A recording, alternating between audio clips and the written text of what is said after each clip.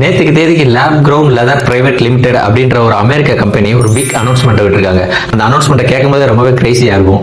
என்ன அனௌன்ஸ்மெண்ட் விட்டுருக்காங்கன்னு பார்த்தீங்கன்னா, டைனோசர்ஸ்ல இருந்தே நாங்கள் ஹேண்ட் பேக் செஞ்சிருக்கோம் அப்படின்னு சொல்லிட்டு ஒரு பெரிய அனௌன்ஸ்மெண்ட் விட்டுருக்காங்க. அதாவது இப்போதைக்கு நாங்கள் இது ஒன்று மட்டும் தான் செஞ்சிருக்கோம். அதையும் மே 11 வரைக்கும் நாங்கள் எக்ஸிபிஷனில் வச்சிருக்கோம். அது மே 11க்கு அப்புறம் நாங்கள் இதை ஏலத்தில் விட போகிறோம்.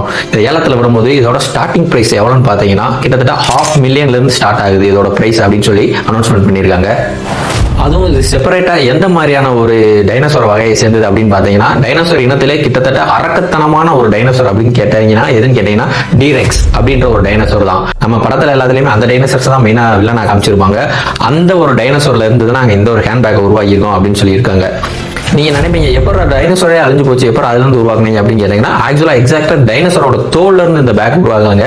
டைனோசர்ல இருந்து நம்மளுக்கு எலும்புகள்லாம் நிறைய கிடைக்குது இல்லையா, அந்த எலும்புகள்ல இருக்க செல்ஸ் எடுத்து லேப்ல ரிசர்ச் பண்ணி டெவலப் பண்ணி அந்த எலும்புகள்ல இருந்து தான் இந்த ஒரு பேக்கை உருவாக்கிருக்காங்க அப்படின்னு சொல்லிட்டு இந்த கம்பெனி அனௌன்ஸ்மெண்ட் பண்றாங்க. இது வெறும் ஸ்டார்டிங் தான். நாங்க போக போக இந்த மாதிரி எல்லா ஸ்பீசிஸ்ல இருந்து லேப் ரிசர்ச் பண்ணி அட்வான்ஸா நாங்க இந்த மாதிரி ப்ரொடக்ஷன் ஸ்டார்ட் பண்ணுவோம் அப்படின்னு சொல்லிட்டு அனௌன்ஸ்மெண்ட் பண்ணியிருக்காங்க. ரொம்பவே கிரேசியா இருக்குல்ல.